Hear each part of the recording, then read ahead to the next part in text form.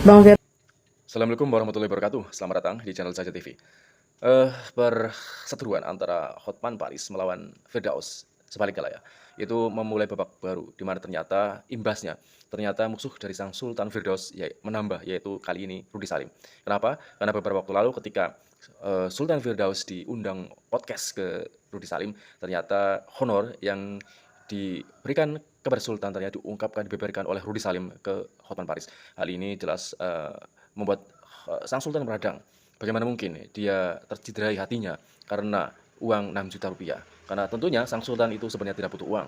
Dia hanya butuh cicis, itu saja. Jadi seperti apa videonya? Cukup menarik untuk di Firdaus ini masih terkait dengan Bang Hotman gitu kan, yang katanya masih menyindir-nyindir Bang Firdaus nih. Seperti apa sih menanggapi sindiran dari Bang Hotman? Mungkin kan saat ini dia juga masih sakit, masih perawatan. Gimana Bang? Kalau gue sih udah udah nggak mikirin itu ya, karena gue ini kan anggap itu udah nggak penting. Hotman Paris itu udah nggak penting banget itu. Yang pertama, dia udah kalah sama gue, kalah semua-muanya ya kan.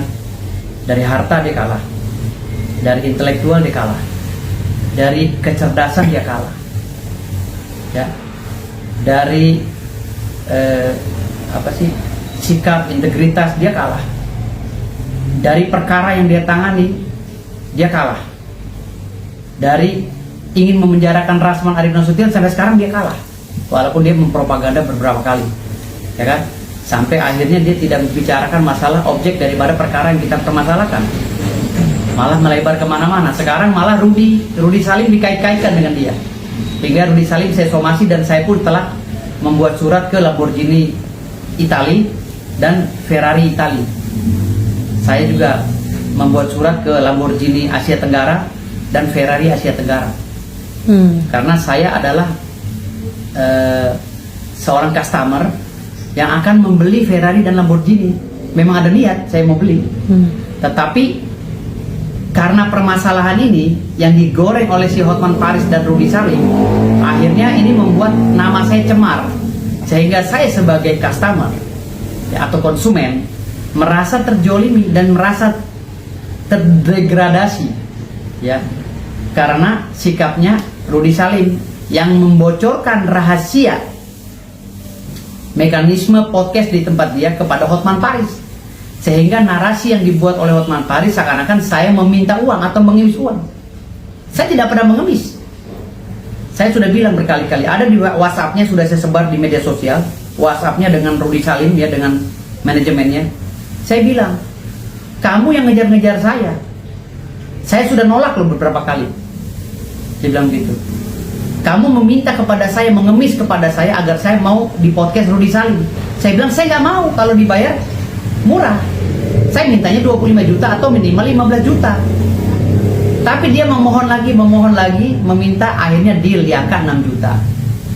Ya, dengan DP 1 juta. Oke, nggak ada masalah. Dan uang itu tidak pernah saya pegang sedikit pun. Saya kasih ke staff saya dan buat isi bensin 3 mobil itu. Dan 15 paket hoka-hoka bento itu biasa tuh saya. Kalau dipanggil podcast, saya selalu minta untuk staff-staff saya yang datang. Sanggup? Anda sanggup? Saya akan datang untuk memeriahkan podcast Anda atau YouTube Anda. Kan ada take and give, ada simbiosis mutualisme yang terbangun di sini. Kenapa harus dibicarakan masalah hal remeh-temeh, hanya uang 6 juta honor daripada narasumber kepada Hotman Paris oleh Rudy Salim?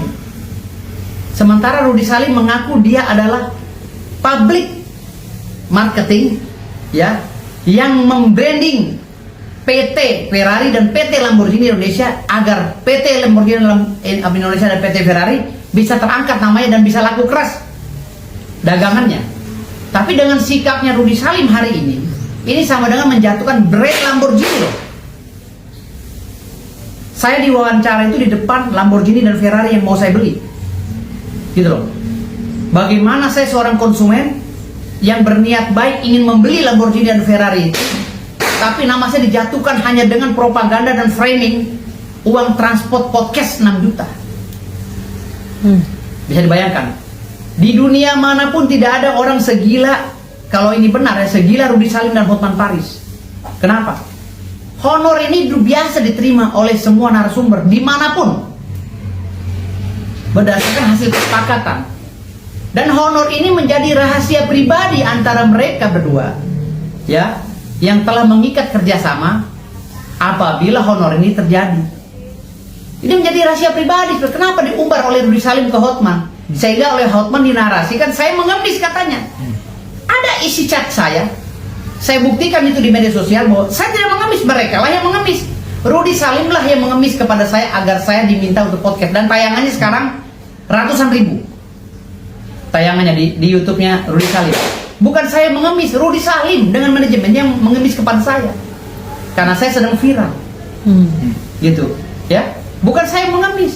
Saya bukan pengemis, saya cucu sultan. Dari mana sultan mengemis?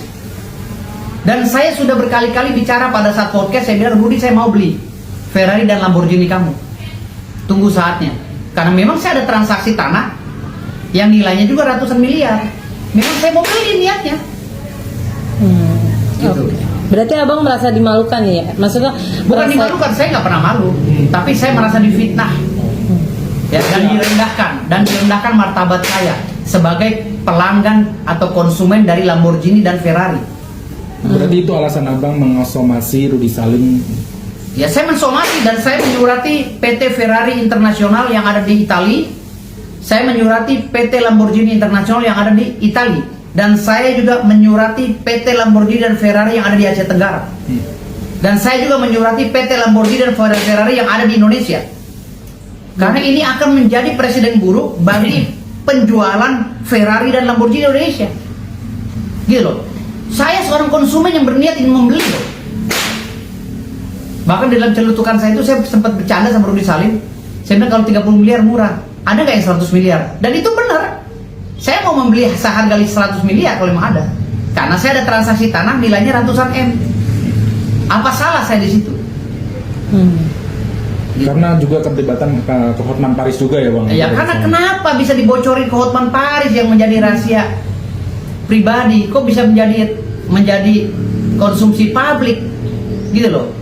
Masalah transportasi untuk staf-staf saya itu, masalah makanan hoka-hoka bento untuk staf-staf saya itu. Saya demi Allah, demi Rasulullah, haram lidah saya kalau saya makan itu. Haram. Demi Allah, demi Rasul, saya lagi puasa. Nggak ada yang saya makan. Karena saya mau membahagiakan staf-staf saya. Kalau you butuh saya ada pengawal, ada supir, ada staf saya, silakan. You punya duit, undang saya. You nggak punya duit, nggak usah buka podcast. Kalau lu nggak mampu, Rudy Salim, untuk buka podcast, hanya dengan uang 6 juta aja lu keluar-keluar, lu nggak usah buka pabrik Lamborghini atau lu nggak usah buka showroom Lamborghini dan Ferrari. Itu memalukan brand besar di Indonesia, di dunia. Itu mobil brand besar loh. Mobil Lamborghini dan Ferrari itu harusnya menuntut Rudy Salim dan Hotman Paris. Kenapa? Karena ini bukan masalah 6 juta, ini ada kausalitas, ada kaitan satu sama lain. Saya membuat podcast di depan Lamborghini dan Ferrari yang ingin saya beli. Gitu. Dan saya sudah menunjukkan beberapa dokumen saya untuk transaksi penjual belian tanah saya, jual beli tanah saya. Aduh, Bang Rudy, makanya ya hati-hati dong kalau membuat statement kepada orang lain. Ini Sultan Firdaus, kenapa ya? Kan kasihan ya, cuma gara-gara 6 juta honor dari diundang podcast itu menjadi masalah. Nggak boleh, itu melanggar kode etik Bang Rudy, nggak boleh. 6 juta itu uang receh ya.